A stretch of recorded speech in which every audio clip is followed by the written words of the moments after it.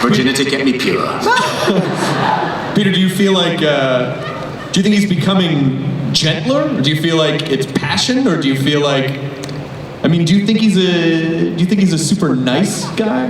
Do I think he's a nice guy? Yeah, because he comes off kind of abrasive sometimes to people, and he He's seems fabulous. He's a wonderful guy. He's a guy you really want to hang around with. He's incredible. He's a laugh. He's great looking. He's terrifically lithe for his age. Yeah. No, I think he's, we sort of live in a world where everybody's supposed to be everybody's so easy, everything's so accessible. So, the Doctor's mysterious. He's a Time Lord, he's not a guy. He's a special creature. I don't even know whether he even has a corporeal being. He may present this to everyone, but he may exist in a totally different plane. So he's not a guy. But if he was a guy, he'd have my face and he'd be really nice. But even just helps him out this year with the social situations. Yes. Clara teaches him how to interact with humans Right. a little bit more this season. Yes. So he knows the right things to say in the right situations. What do you think he thinks when he's with a human one-on-one? Like, what is he thinking? Is he thinking, oh, and they're interesting, they're like adorable pets? Or do you think he feels like they're on the same level in some way? Or I think he thinks, do I look bored? My first instinct then was, hurry up. Yeah. But it's great to see because actually Clara does help him with his social skills. Tries to make him more of a welcome party guest. What kind of it's amazing. I think that with the Doctor I play, regarding that kind of TARDIS question, I always felt he was the kind of guy who would say, you walk through these doors, this is bigger on the inside, you come with me, and the whole of time and space will be available to you. Come with me. And if you blink and you don't go, yeah, he's gone. right. He doesn't wait for you. If you don't want to come, get on with your own life. I think we can open the floor to some questions now. I'm sure that the people have questions that they want to ask. So let's shine a light over there. Hello. What is it? Your microphones. Right there. Hello. Stephen, it's a puppet of you. What is your name? Puppet Laura. Hello, Puppet Laura. Do you have a question?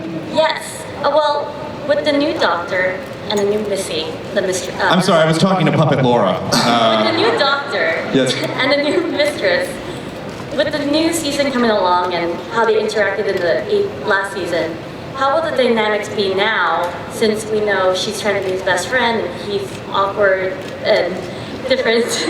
So how will that dynamic change for season 9? I think that's a Stephen question. Well, I mean, it's the way Missy comes back into the Doctor's life is not something you're probably going to predict. It's very, very different. I don't think this is a new idea, by the way, the Doctor and the Master being good friends. One of the first things I did when I started writing this was go back and look at the John Pertwee, Roger Delgado version, and they the sound of elderly fans clapping.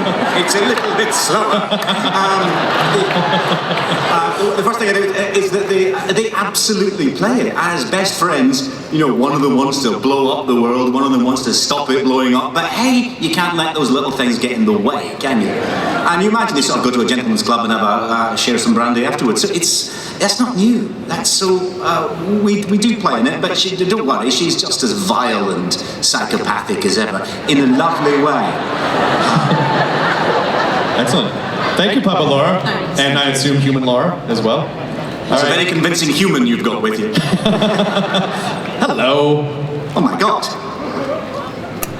Hi, I want to see if Jenna and Stephen remember me from my Make-A-Wish in 2013. Oh yes, hello again. Hi. And that really helped me get through a lot. And what I want to ask is, this is for everyone, that every villain, hero, companion, even writer has something iconic about them, about their character, about the way, about the tone that they put to the story. What do you think is yours? That is a way better question than anything I said.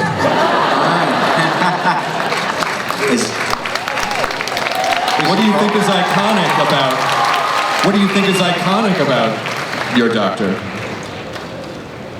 You mean mine specifically, or? Yeah. Eyebrows. I just said eyebrows. You don't get to say it, Peter, his eyebrows.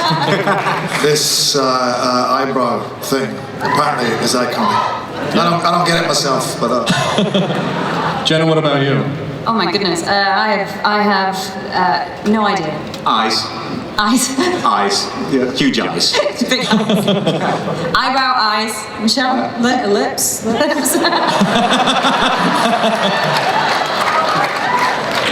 Obviously. Yeah. Which she absolutely plants on him in that episode. Yeah. And was it almost kind of wondered if I were to watch back, is there even a second where he was like, oh, I know who this is? Or it's still, because it freaks him out whenever someone shows him affection. Yeah, the question is who kissed who, and who hung on. And just didn't let go. And I think if you do play it back, and a few of you I imagine have often, you'll see that Peter is really, there's some suction there. Yeah, he's definitely pulling her in. There was one take where Michelle held my hand throughout the kiss. What you didn't see was that I was actually also holding Clara's hand as I... That answers a lot about the dynamic of season 9 then. Did somebody just say that's odd? No? That's hot. She said that's hot. Because I don't think it's odd at all. No, she said that's hot. She thought that was hot. Yeah. Yes, what is your name? Hi, my name's Bridget. Oh, what's your question, Bridget? My question's for Jenna. I was wondering how you transitioned from working with Matt Smith to Peter Capaldi and how you felt about it. Well, it was a pretty roller coaster day. I think it's fair to say there aren't many shows where you switch the lead actor mid-scene. Literally with a handshake and a swap of the costume watch, because there was only one of them. But it just happened, and we came back and began to shoot a whole new Doctor Who in the January. But yeah, it was a roller coaster. It was saying goodbye to one dear friend and very excited, and hello to another, all at the same time. Yeah, it is sort of the magic of the show that I think, as you know, if you're a diehard fan of the show, it's always heartbreaking when you watch a regeneration episode and you cry about it for a couple days, and then you're a little, yeah, I cry, okay? And so, Mike knows what I'm talking about. And so, then after a couple episodes, you're like, oh, this new guy is, but I don't know if I can't let him in. And then after like two episodes, you're like, okay, he's pretty good. And then by the, and then halfway through the season, you're like, don't go anywhere. Like it's just this interesting, this like loss but getting new people and accepting new people. I mean, it's just life, The show is just life. What is your name and question? Hi, my name is Allie, and my question is for everyone. What are your opinions on eventually having a female doctor?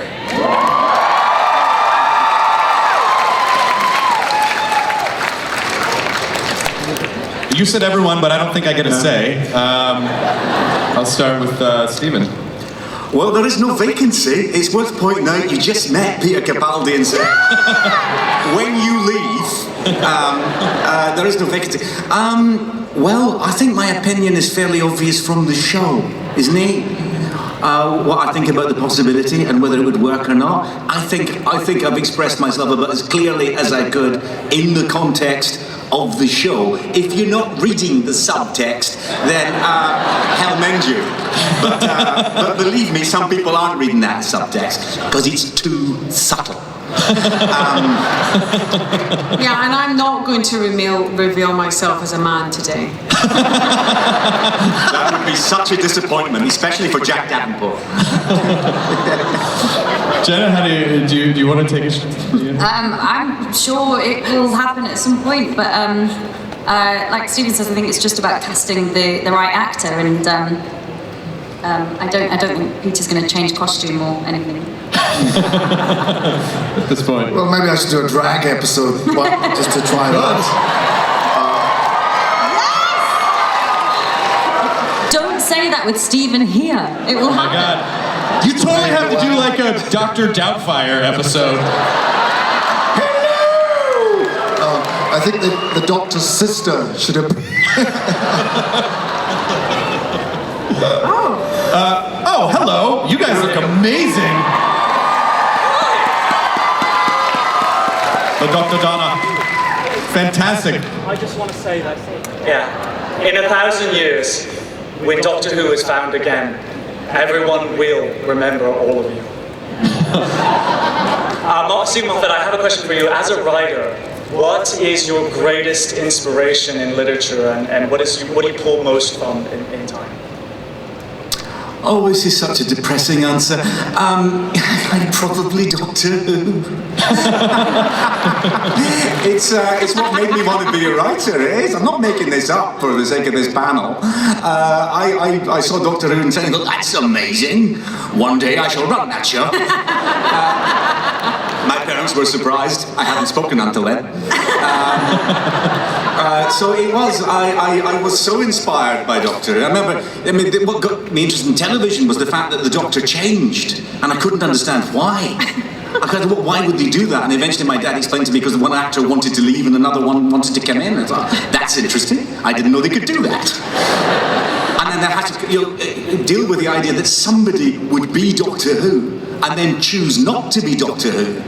And I've had to live through that as an adult as well. It's quite frightening.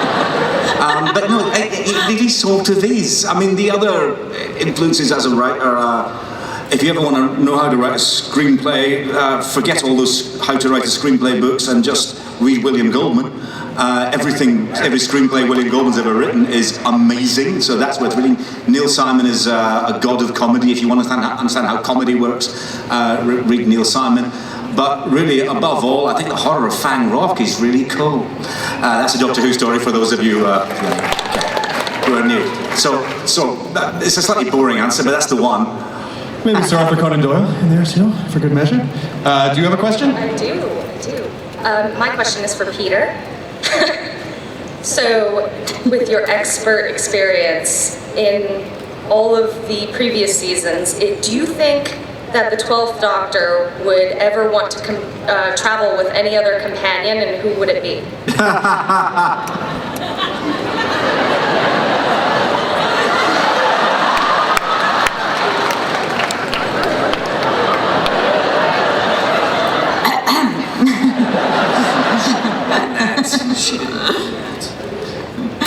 I think that I think that he would like. He loves traveling with Clara. I think that's the special bond he has is with Clara. This is because we're going back to work on Monday. This is why. I've got to say that. But I think he'd like to see his granddaughter again. Oh, good answer. Oh, that was a perfect answer! You sly dog. No one could get mad at that. You were like, Kylie Minogue. No, but you went... You went granddaughter. Hi, what is your name? Hello, my name is Christopher. And you've come to the wrong panel, haven't you?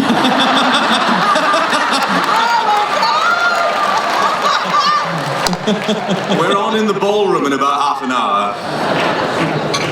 My question is for all three actors, but in particular Miss Gomez. Yeah, it's because you said that. Could you give us a brief description of what your character's idea of a perfect day would be? Day? Yeah. Yeah, like a perfect Sunday. Like, what's a perfect day? Starting with Michelle. Okay. I just like squashing big bugs.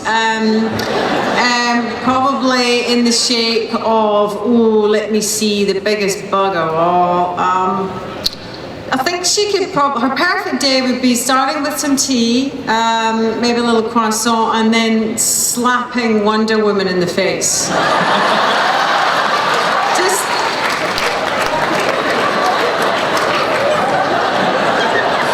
Jenna?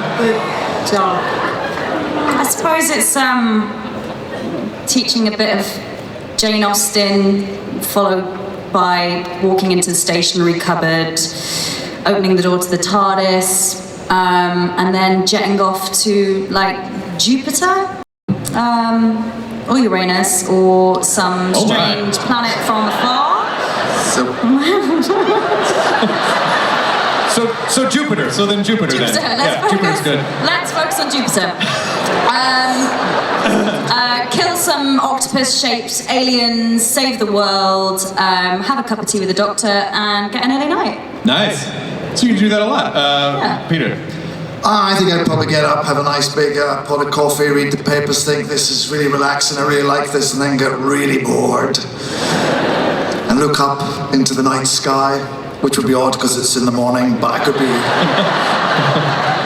on another planet where morning is night. And I would think, yes, let me go to a planet where morning is night. And yes, I think he would just, every day, he just starts off wanting to have a nice quiet time and then thinks, oh, this is dull, it's all out there. Let me go out there and go to the planet Skaro and see where they're at. Don't go there. Why do you think he's so enamored of humans? Budgetary reasons. Fair answer. Fair answer. Thank you, Christopher. Hello. What is your name? My name's Chloe. And what is your question? Given the opportunity that the Doctor and Sherlock have an episode together, which should happen, just saying, how do you, Peter, think that the personalities would work out? Like, how would you react? More cleverly. It'll be a long conversation about billing, trust me. Yeah, because I think one of the first times I met Stephen, I thought I was really clever, and I was like, well, I mean, the Doctor's just space Sherlock, and he was like, no, he's not. And then I immediately shrank down because I just said a dumb thing to someone I admired, and then, so the Doctor has compassion for everyone, and Sherlock has compassion for no one, basically. Yeah, so, they're very different, yeah. I'm not sure how well they'd get on. But for the record, just for the record, no one believes this, I have no problem with the idea of the meeting. It's all the rest of them that have got a problem with it. I'd do anything for a laugh, I'm a tart. Not an actual tart, no offers. Hi, what's your name? Hey, my name is Ethan. I have a question for probably Moffat or Jenna. Moffat. Stephen, it's fine. Moffat. Jenna's character has been divided into multiple versions, as we saw with two previous before her character came on.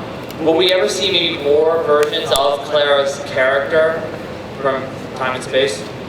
Well, we'd never tell you what we're going to do in advance, would we? But Doctor Who magazine has done a rather good comic strip version of that. So if you want to see that, it's actually available there. It's really quite good. Good answer, Moffat.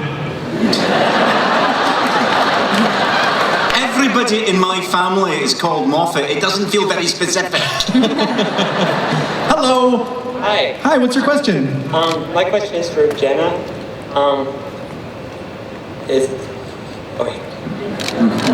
Sorry, I got nervous for a second. No, don't be nervous. They're very normal. I'm poking him right now. He's a person. You're safe. This is the safest place in the world right now. This is for Jenna. Was being a companion something you always dreamed of doing, or was it like a happy accident? It was a very happy accident. I was one of the denied children, so it was never on in my childhood. So my first experience was literally just getting Stephen Moffat's sides of playing 3 different characters in one audition. And I just had so much fun. I loved it, and had a couple of meetings with Matt, and it was so surprising how many different versions of one scene you can play with, and how sharp and witty and just fun and funny the writing was and is.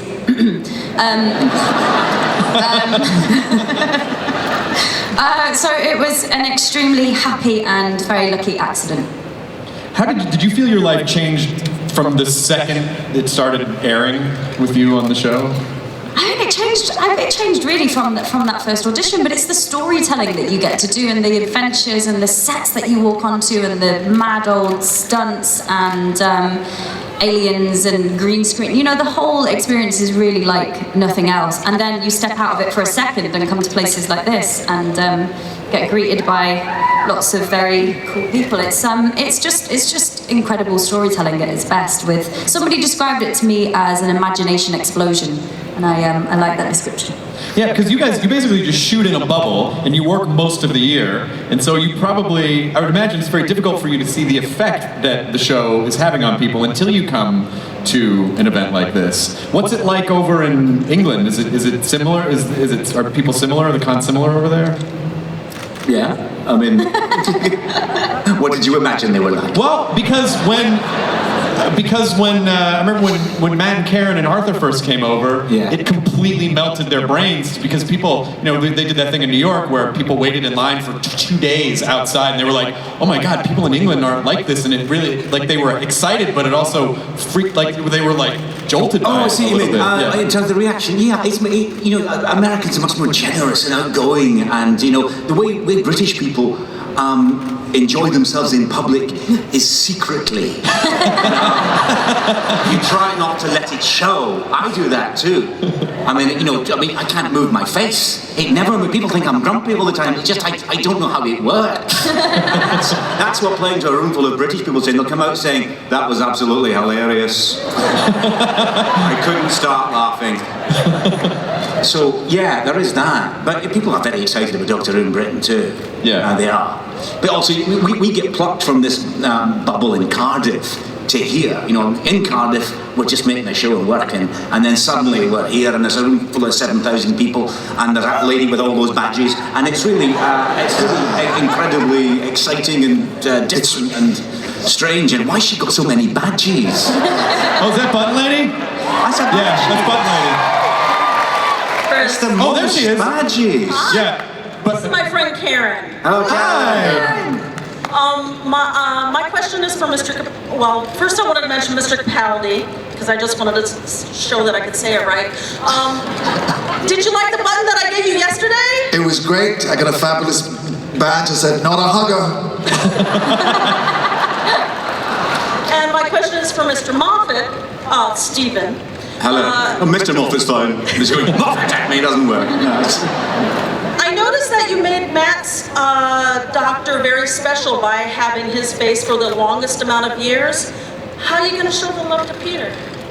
Well, you mean I showed my love to Matt by trapping him for 1,000 years in a village? Yes. You have a very strange way of expressing love. I aged him to death. That's not how you express affection. You also made marriage, him bald. I suppose. Do you know what? I'm not going to answer you, because there's an answer coming up in the show. Uh-oh. Excellent. Thank you. Did you have another question, Button Lady, or are you all set? It's good to see you again. All right. Hi. Hello. I was wondering if you had any tips for aspiring actors, just to all of them. For aspiring actors. Go into hosting is what I did, because I'm a crappy actor. Read a lot of books, and read as much as you can. As somebody who's endured a lot of rejection, and as somebody whose nickname by their agent is the Roach, as in the cockroach, because I'm now an inspiration to the younger clients because I keep getting squashed like a bug out there, and I keep coming back. So my tip would be just never give up. And this world is abundant, and there's enough for everyone. And if you do give up, somebody else is going to take your spot anyway. So if you really just believe in yourself and keep going, you'll get your 5 minutes of fame. Peter, do you have an answer for that? Do you have an answer for that? Me? For young actors, yeah. Learn your lines. Learn your lines. I gotta say, just really quickly, I know you weren't seriously asking me, but I do have a suggestion for you, which is the technology has basically made it possible for you to just make the thing that you want, you know? So just make stuff, don't be afraid to make stuff, don't be afraid to fail, make stuff with your friends, find someone who's like a writer and a producer, form a group, put it on YouTube, put your stuff out in the world, and when you start pursuing that path, like, answers will start to reveal themselves to you, so there are no excuses anymore. Just make the stuff that you want to see exist in the world, and then if the business catches up with you, great, and if not, you're making the stuff you want, and that should make you happy. So that's my advice for that. I'm not trying to, don't do that. I'm not trying to do an Oprah moment. You get a car, and you get a car. I know someone who's taken that part. Hello. Hello. My name is Jericho Salazar, and I'm the Grinch. Okay, I love that that's the aside. I'm the Grinch. Okay, I want to ask this. Well, first off, I love all of you guys. Thank you for coming here. You're amazing. So can you just wake that lady up, see behind you?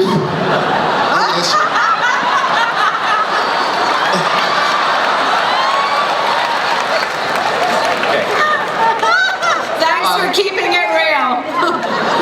We love Doctor Who. I want to ask you, Peter. Yeah. Whenever you become the Doctor, whenever you are the Doctor, do you ever feel all the other doctors inside of you burning, or like some residue they left, the sensation, their souls, I guess? First of all, that's a very sexy question. Second of all, I can't stop watching your fingers.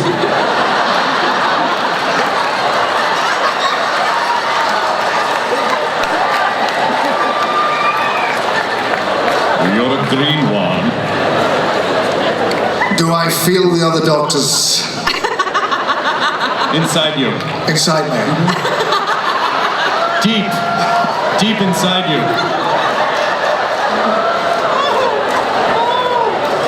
Well, I often feel Tom Baker appearing from time to time. Yeah, sometimes you do something and you think that's very Tom or David or John, but I don't sort of consciously try to emulate any of them. I think they're all wonderful, but certainly they echo throughout the show. So we do in the scripts. There are moments of resonance when there are bits and pieces of things that I know have begun with another Doctor, and I'm always very happy to play those moments. Excellent. Thank you, Mr. Grinch.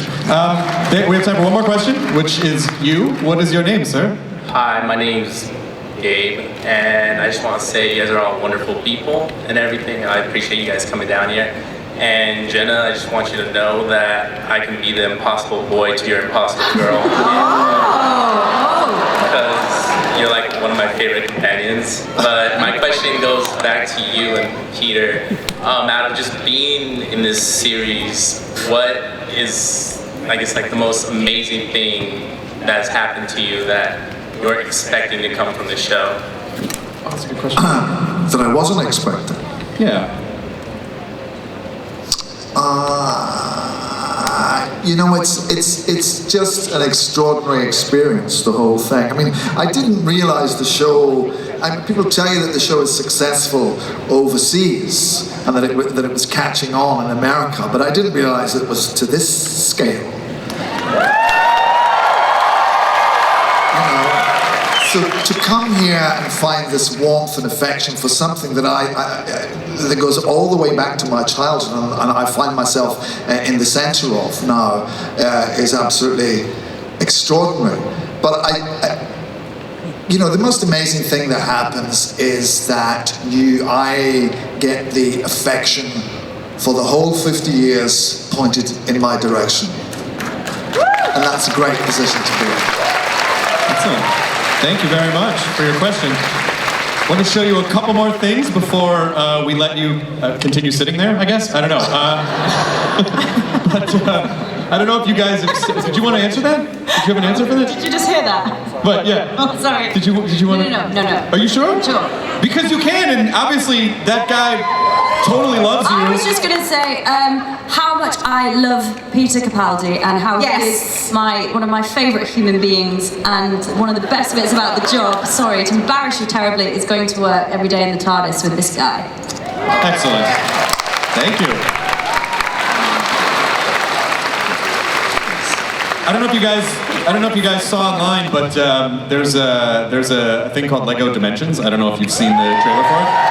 But if you haven't, it will melt your brain, so we're going to show that really quickly, and then you can scoop your brains back into your head, and then we'll wrap it up.